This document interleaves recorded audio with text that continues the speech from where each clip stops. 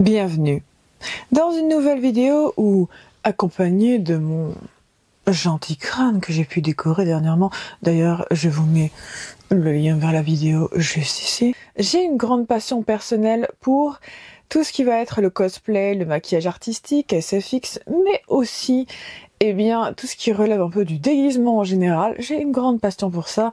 D'un autre côté, je porte des tenues historiques de manière totalement random, à peu près n'importe quand dans la semaine, y compris pour faire mes courses.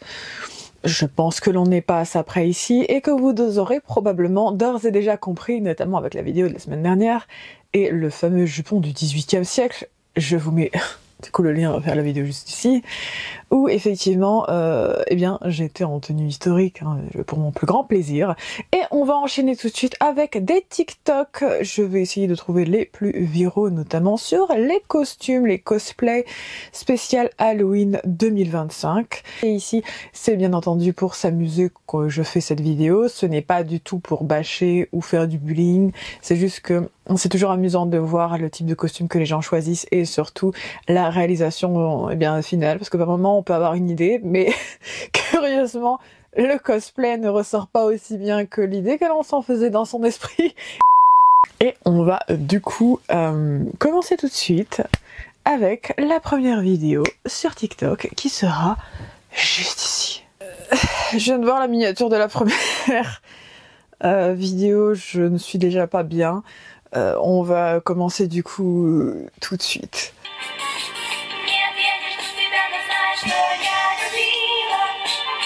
Le déguisement, il est vraiment pas mal. Il y a quand même un travail au niveau des matières, elle a quand même beaucoup recherché au niveau notamment de chaque pièce, on voit que c'est pas du tout du cheap, c'est quand même assez qualitatif. Après mon problème, il vient pas forcément de la réalisation, mon problème il est avec les clowns. Parce qu'il faut savoir que j'ai une phobie des clowns. C'est-à-dire la coulrophobie, mais j'ai aussi une phobie, ce qui s'appelle la pédophobia, qui est la phobie des poupées. Et comme là, on dirait que ça ressemble à la fois à une poupée et un clown, bah j'ai forcément un problème avec ça, parce que cette phobie, j'ai une double phobie qui est en train de s'exprimer là tout de suite. C'est pas... Mais en vrai, ça vient, hein, c'est juste que... Non. J'aime bien. J'aime beaucoup.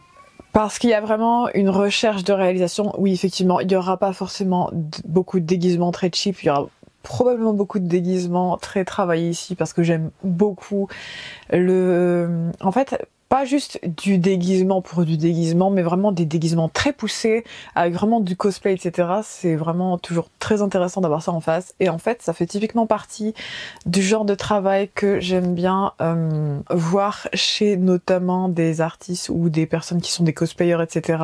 Et c'est ce qui fait la différence entre des personnes qui se déguisent juste une fois à l'année et le déguisement il est pas terrible et des déguisements très poussés. Là, on voit clairement qu'il y a quand même un peu un effet côte de maille. Clairement, elle a dû coller un peu de la côte de maille. Enfin, normalement, le côte de maille, en fait, c'est du 4/1. En fait, c'est tout simplement du tissage avec des petits anneaux en métal, etc. C'est très intéressant, d'ailleurs, j'aime beaucoup. Je vais d'ailleurs en faire un petit peu, pas forcément en vidéo, mais j'aime bien. Et en fait, il y a vraiment ce travail de chaîne, de un peu un effet côte de maille sur le visage. Il y a vraiment une recherche derrière et ça peut être un peu terrifiant, j'entends bien, notamment avec les yeux rouges, parce que c'est pas tellement normal de voir des personnes avec des yeux rouges, ou si c'est le cas, il vaut peut-être mieux consulter parce qu'il y a une petite conjonctivite latente, n'est-ce pas? Mais effectivement, c'est très joli, il y a vraiment un gros travail. C'est excellent. En vrai, j'aime bien. Et c'est vrai, il y a un peu ce côté knight, le côté un peu chevalerie, combattant, etc. C'est ultra intéressant. D'ailleurs, ça revient énormément le Nightcore, avec vraiment le côté un peu chevalier, côte de maille, etc.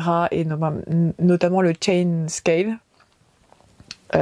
Chainmail scale, qui est en fait simplement une espèce de côte de maille mais fait avec des petites lames un peu des lamelles de métal un peu en forme d'amande, justement pour faire une côte de maille en écaille notamment en français, ça serait la traduction.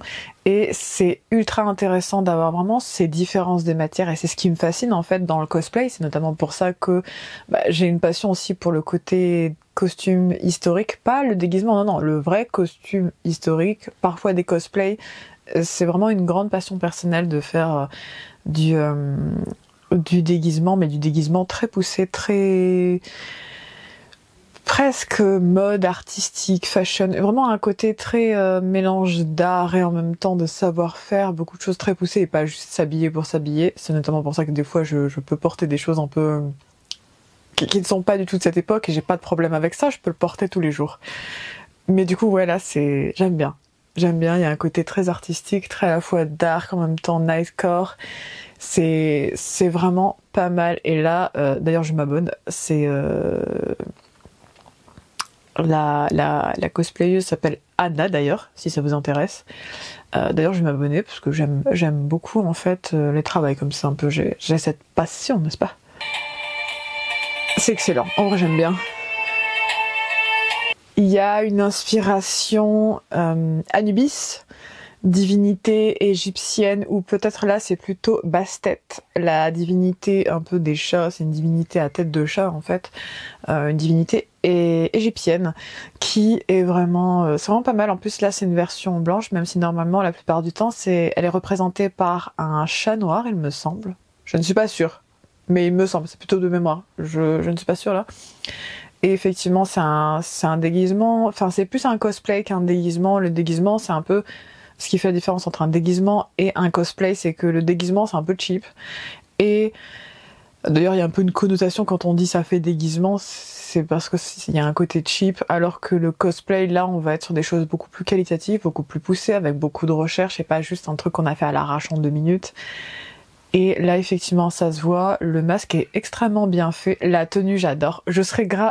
Vraiment, je suis capable de sortir avec, bon, pas forcément le masque de chat, mais je suis capable de sortir dans une tenue comme ça, au calme. Parce qu'en soi, tant que je suis décente et que je respecte la loi, il n'y a aucun problème. Mais effectivement, c'est plutôt pas mal. Alors... déjà, c'est trop mignon. Elle s'est déguisée en lapin avec des yeux noirs. Bon, il y a une coupure, ça fait un petit côté lapin vampiresque, on va dire. Mais c'est mignon, c'est adorable. En vrai, j'aime beaucoup. Il y a un côté très sombre, notamment, ça rappelle un peu la mode qui est revenue. D'ailleurs, c'est la même TikTokeuse que un peu précédemment, Anna. Et j'aime bien en fait ce qu'elle fait.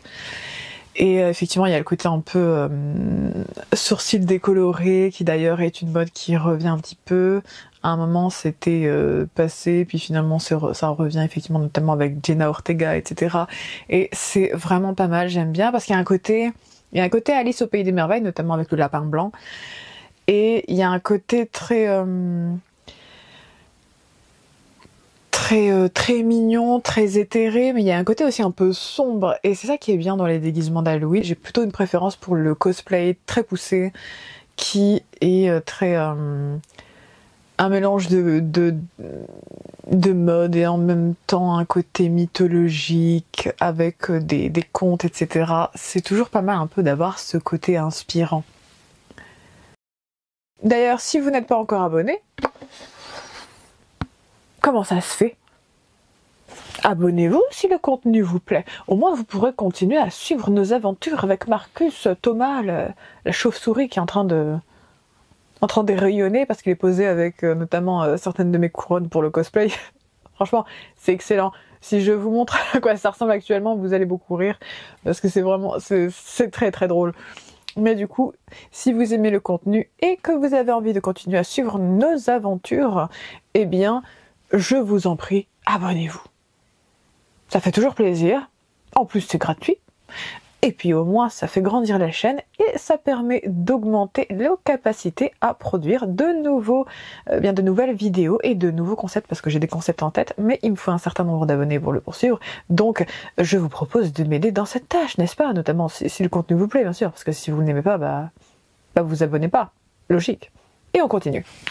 Un cosplay que je sais que je vais aimer d'avance, notamment parce que, sans le vouloir, j'ai un peu le côté Morticia Addams aujourd'hui, je l'avoue. En plus, je suis une ancienne gothique parce que je suis toujours d'ailleurs une metalhead et j'étais gothique à la base quand j'étais adolescente, ma préadolescence. J'étais gothique à l'origine, c'est-à-dire pour ça que par moments j'ai effectivement ces codes qui reviennent, notamment dans les coiffures ou dans les tenues, comme aujourd'hui. J'avoue, j'ai un petit côté Morticia Addams et forcément je vais aimer ce qui va suivre.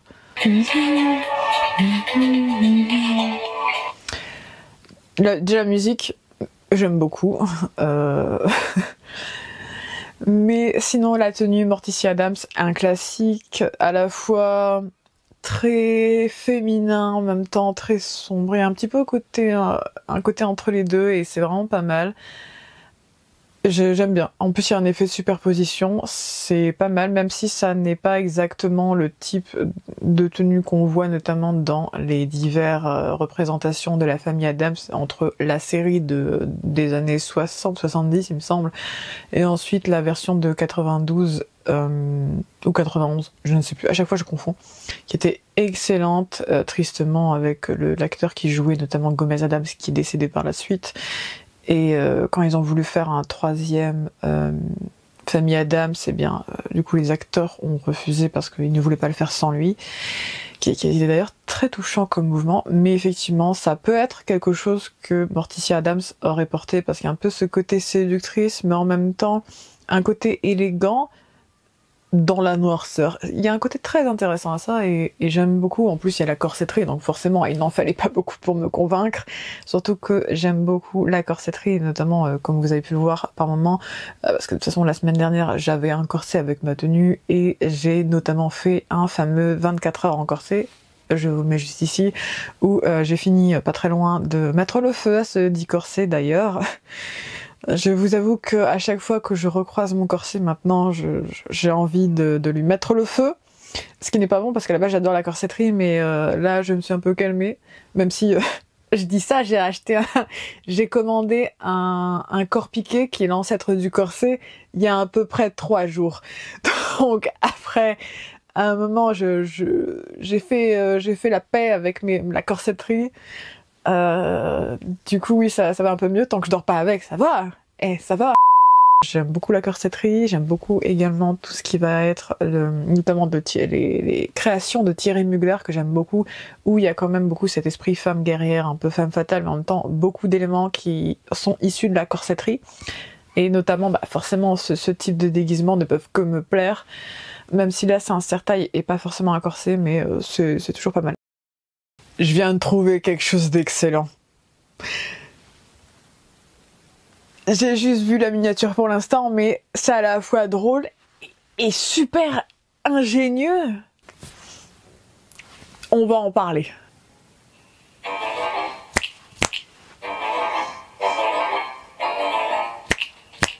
C'est pas mal. En vrai, c'est pas mal. C'est ultra ingénieux parce que pour le coup, on peut reproduire ce costume assez facilement. C'est juste de la laine au final coupée et vous la collez avec de la colle chaude.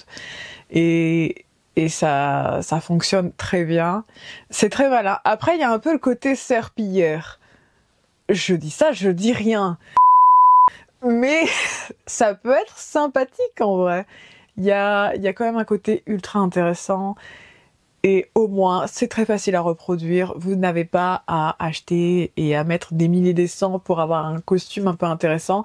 Là, ça fait quand même davantage cosplay que quelque chose qu'on peut trouver, parce que j'ai déjà vu des déguisements de Cousin Machin, parce que c'est le nom de ce personnage, c'est Cousin Machin. Enfin, c'est la traduction française en tout cas. Et là, effectivement, c'est intéressant.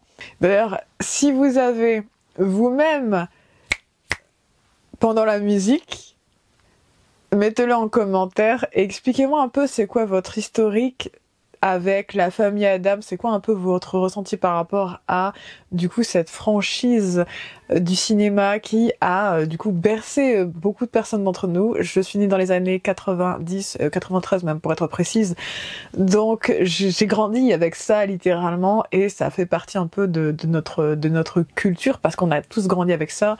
Il y a des personnes qui dernièrement ont pu continuer un peu ce petit chemin avec la famille Addams, notamment avec la série Mercredi ou Wednesday.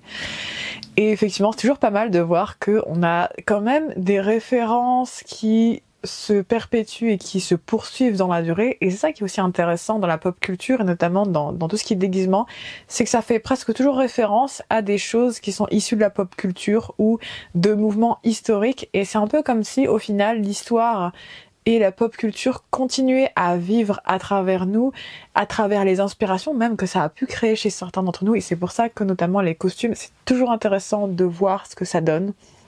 On va voir encore quelques exemples, mais effectivement c'est toujours pas mal. Diantre, je viens de voir les premières secondes de ce qui sera peut-être ma nouvelle phobie. Il y a quelqu'un qui a osé faire un costume de Laboubou. Taille géant, enfin taille humaine. On va tous regarder à quoi ressemble une créature terrifiante à mon sens.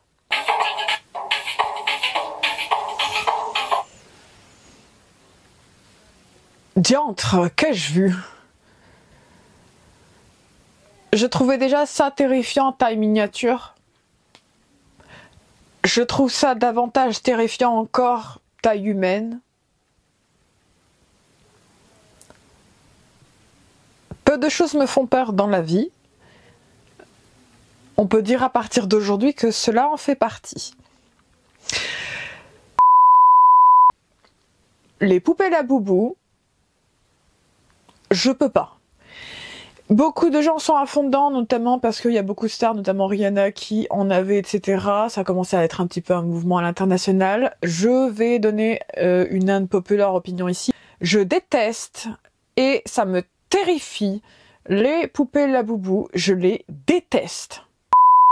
On dirait une entité qui aurait, comment dire, pris la fourrure d'un animal sans son consentement, et pas forcément pour son plus grand bien, pour le mettre ensuite sur eux-mêmes.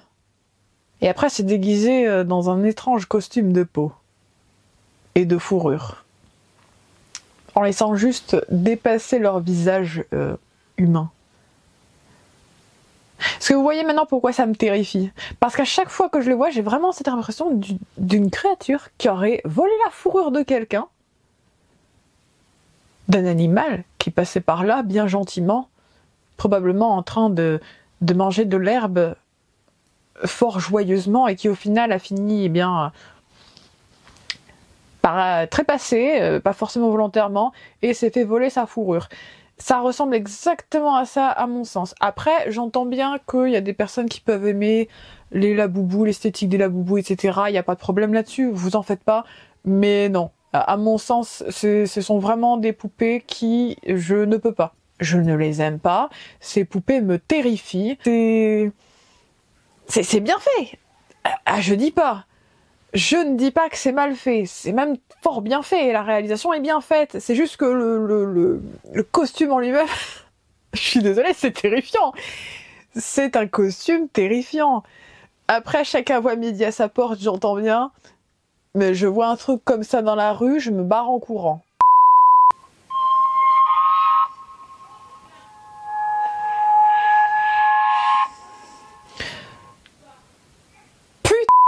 Merde. Ça arrive très rarement que j'utilise un tel langage ici, mais ce costume m'a fait très peur. Diantre, qu'est-ce donc? Alors je me doute qu'il est sur des échasses, Dieu merci. Mais là c'est... En fait c'est creepy. Après c'est bien parce que les déguisements creepy c'est toujours intéressant, il y a un côté vraiment très culture spirituelle, un peu ce côté des mythes et notamment des créatures un peu mythiques ou voire même des créatures clairement terrifiantes qui peuvent être du coup une source d'inspiration pour les costumes, et c'est toujours intéressant. J'ai quand même une grande fascination un peu pour tout ce qui est un peu étrange et ça peut en faire partie, notamment beaucoup de traditions, superstitions et tout. Enfin, j'ai un peu un côté comme ça parce que oui, c'est pas que pour jouer. Là. J'ai vraiment ce côté-là. J'ai aussi un côté cabinet de curiosité chez moi, mais bon, bref. Là, enfin, ça ressemble bien quand même un peu à un esprit de la forêt, aussi un peu apparemment un costume de Wendigo, même si je ne pense pas qu'un Wendigo ait des pattes aussi petites que ça, surtout au niveau des pieds. Ça serait vraiment un équilibre fort compromettant d'avoir deux ronds comme ça pour marcher.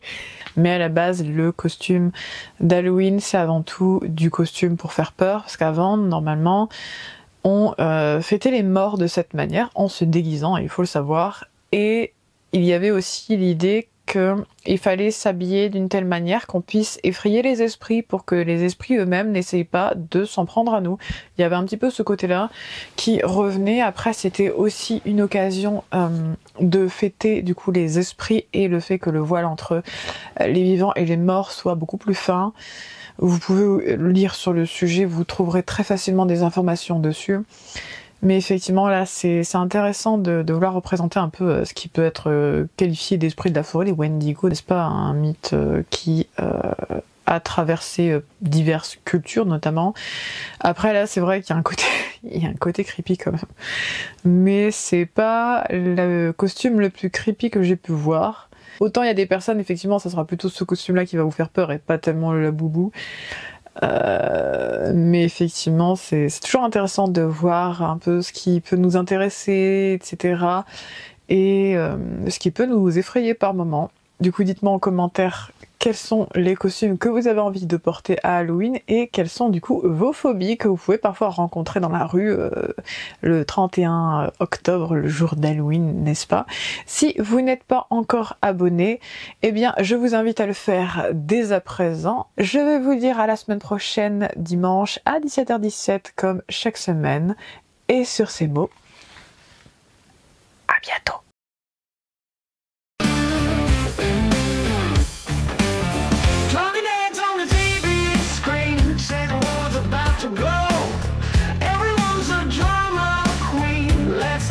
Show. Press the button, stop the chatter.